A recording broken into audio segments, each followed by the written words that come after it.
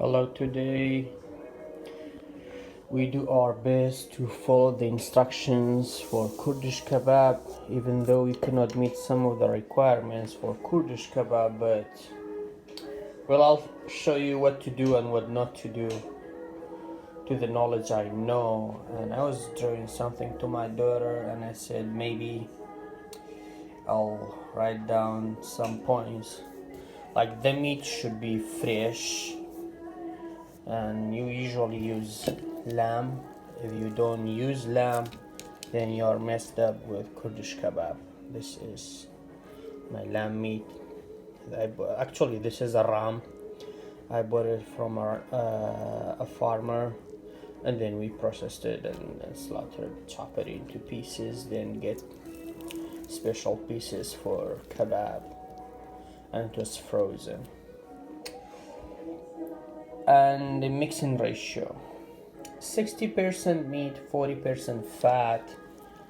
The thing is what kind of fat you use. Any fat that solidifies, you don't want to use it. You want something like this, even though this is almost half frozen, but you see, you can bend it. This is more about the chest area, and Middle Eastern lambs, they have a weird tail which is surrounded by very thick layer of fat, so the animals can use it as a blanket during winter time. It's called in Kurdish, oh my goodness, I forget Kurdish. It is called laba or dug. Sorry, dug. It's called dug. In Arabic it's called liya, and I don't know in English if we have a name for it, but I did my best to pick the fat that is similar to that kind of fat I just mentioned. Like you see these kind of fats around the belly that they don't solidify. See, this is not a good fat. I have to cut this piece out. Mommy is not home. I cut this part out, but this is a good one. See, actually kebab means fat. If you have a good fat, then you have a good kebab, otherwise no. Then the third one is spices. Kurdish kebab, we only add salt, only salt.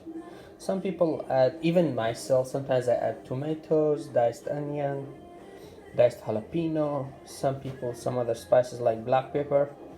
It is up to you, but really it is just meat and salt. Why? Because the most delicious thing on this planet is meat.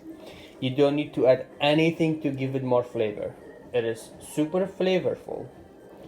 And you add salt to meat because when meat and salt shake hands, then that's where the taste is. And skewing process, you have to divide it equally on both sides. I'll show you how later. Your fire, you should have a very strong fire, charcoal grill, and I usually use a fan.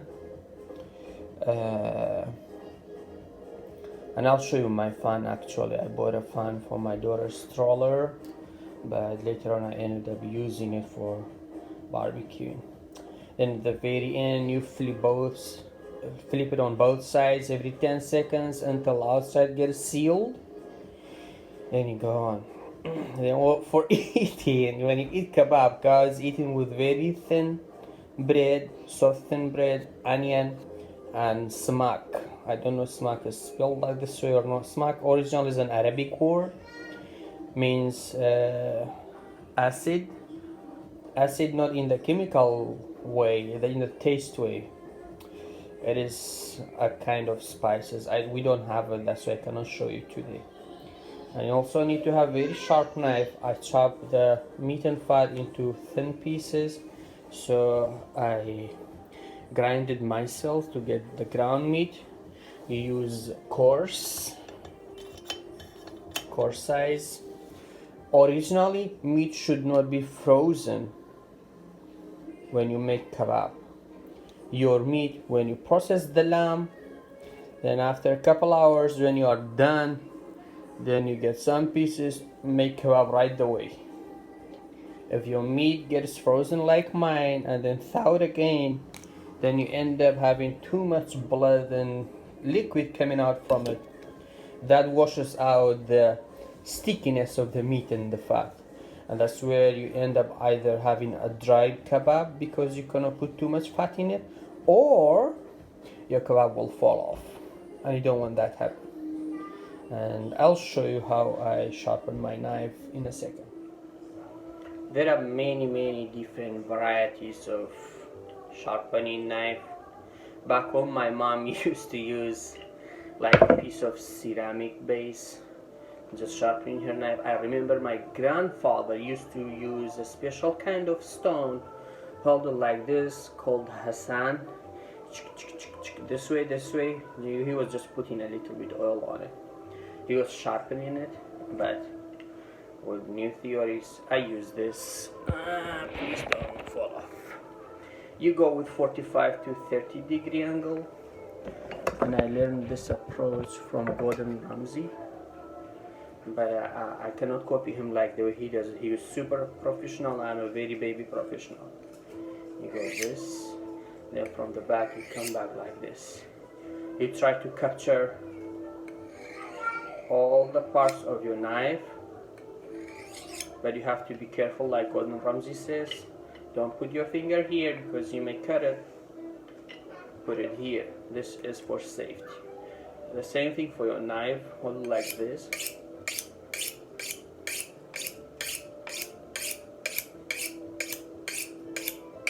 I need the tips.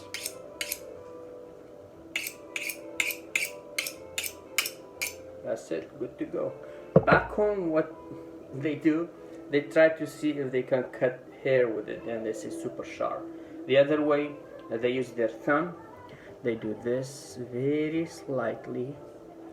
If you feel your fingerprints real clear, that means your knife is sharp. That's where you go. I'll be back. Okay, I'm back.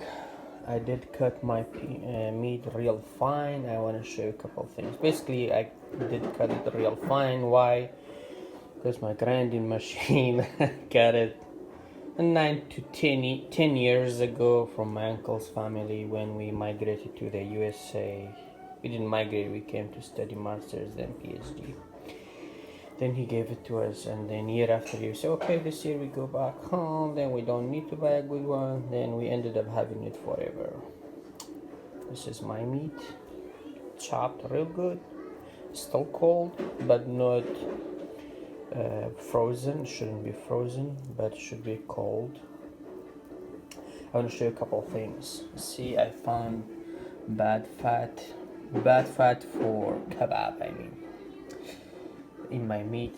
Then I separated it, even though when I made kebab portions for myself I tried not to include this kind of fat, but I want to show you what kind of fat is good for kebab. I hope it is clear. See this very white fat which solidifies. Now this is not good for kebab. This makes your kebab fall off. But this kind of fat which looks like meaty, it looks like seafood kind of thing, it looks like crab meat, this fat is super good. This you can find around the chest and also around the tail, back part, the sides are along the ribs. Like, see, this kind of yellowy fat is the best fat ever. The whiter the worst, the yellower the best. So if you look at this portion, this is for around the ribs. See this kind of fat? This is super good for kebab. First of all, it doesn't melt right away. Second of all, it acts like a string. It wraps your kebab around. It doesn't let it fall. So you want to have your meat and fat mixed like this. Again, this is best kind of fat for your kebab. This is the worst. No. And also found a couple of hairs in it and some stuff that I don't want to have it in my cup, like some blood. And this is halal meat. By halal meat we mean two conditions. First of all, you have to slaughter it alive from the throat. You just cut the throat to let all the blood out. How the blood comes out scientific way is when you cut the throat, you prevent blood going to the brain. Then brain sends signals to the heart saying, okay, whatever blood you have, send it to me, I'm dying. Then that's what heart does, and that's where all the blood is trapped in the cut throat and then it comes out. The second thing is, before you slaughter, you should say Bismillah, Allahu Akbar. I found it in Quran, roughly, if I'm not mistaken, in 3 different places that it says don't eat any meat that God's name has not mentioned upon it. It means dhikr in Arabic, or Allahu Akbar. So basically you say Bismillah, Allahu Akbar, then you cut the throat, let it die. And you shouldn't show the knife to the animal that you slaughter, so you don't hurt them psychologically, even though you kill them. But it should be a very humanitarian way. And also you shouldn't harm them like big animals, so you can control them. You have to control them the way they are. I've seen people hitting their head so they get fainted out, then they slaughter them. That's prohibited in Islam. So basically halal meat is, you have mentioned God, you say in the name of God, God is the greatest, then you cut the throat, you let all the blood out. And of course we don't eat pork or dead animals meat. Then that is where halal word comes out to those who are interested in the description of halal, or if they want to know what halal is. So I'm gonna start grinding this and I'll be back. Hello everyone, I finally did grind my meat. This is gonna retire into the dumpster forever. I'll buy an electrical one. But when you prepare, especially Middle Eastern Kurdish kebab, your ground meat should be real sticky. It should be sticky like this. See? If it's not sticky, it's not gonna stick to the skewer, or if you make kebab out of the regular grind meat, your kebab will be really rubbery and chewy, and you don't want that. Kurdish kebab should be a really brittle, delicate thing that you cannot hold it with one hand. That's called Kurdish kebab. And when you have too much, the fat I mentioned, not the white fat, the yellowish fat, then that gives you too much fat percentage, yet it doesn't let your kebab down. You will be happy. I'll be back. How you make a typical kebab? Basically, the hardest part is how to skewer it. You first need to know what size your grill is. My grill is like about one span. My span 25 centimeters or 10 inches. Then when you pick a sheesh or a bar, my bars are like 3/4 an inch, like 2 centimeters. I have the 1 inch ones, 2.5 centimeters, but they're not good. These ones are like the standard size. First, with your greasy hand, you just try to make it greasy. Just with your hands like this. Then you grab a small portion. With your experience, you know how much you want, but like this size is good. Put it in, play with it, try to distribute it equally on both sides. And if your meat is not, or your ground meat is not sticky, then you don't get the kebab you're looking for. And it should be really fatty, because otherwise it will come out like a rubbery kebab. What you want to do here, you want to distribute it equally on both sides. And I'm not a super professional. I go over it over and over. Mohammed, do you like kebab? Yeah, I like kebab. This is the final seal. Go over it. See, my width is the same. Some people put it out like a map. I don't like it. I'm a civil engineer. I like everything making sense in the terms of geometry. Then this is one kebab. And when it comes to barbecued, I'll come back. And again, this meat has only and only salt in it. Okay, bye bye. Kebaba kaynağı hazır bu burjana. This is my grill. It is super hot, and I usually give it a fan before I put the kebabs on. I bought this on Amazon in 2017. Now it's 2021. Still working. It's rechargeable. Real awesome. This is my kebab. Put them on. This one.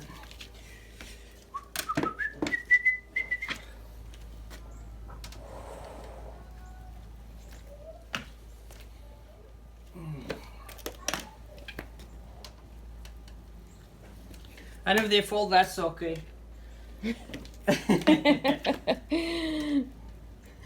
That's really okay. Don't ever panic. This is not end of the world. And where is my... Yup. You want this on. Flip them over. And if your kebab doesn't turn out real rough, like the surface, it's not kebab. You can call hamburger, you can call it whatever you call it, but not Kurdish kebab.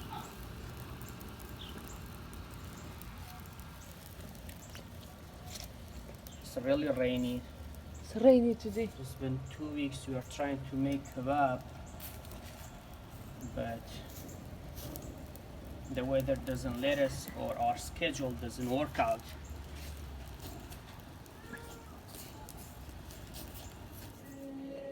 Here is the moment of truth. I just finished barbecuing the kebabs, tomato, sausage for my son, and cow, for example, this you cannot see, you cannot hold it. Yellow spots, that's from the real fat. Like a couple kebab fell off, that's okay, that's not the end of the world. And I hope you guys can make the same kind of kebab and even better.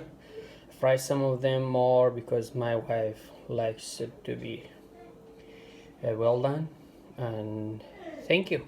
Mohammed, what do you eat? Kebab. Do you like it? Quoi? Adi, have a bite.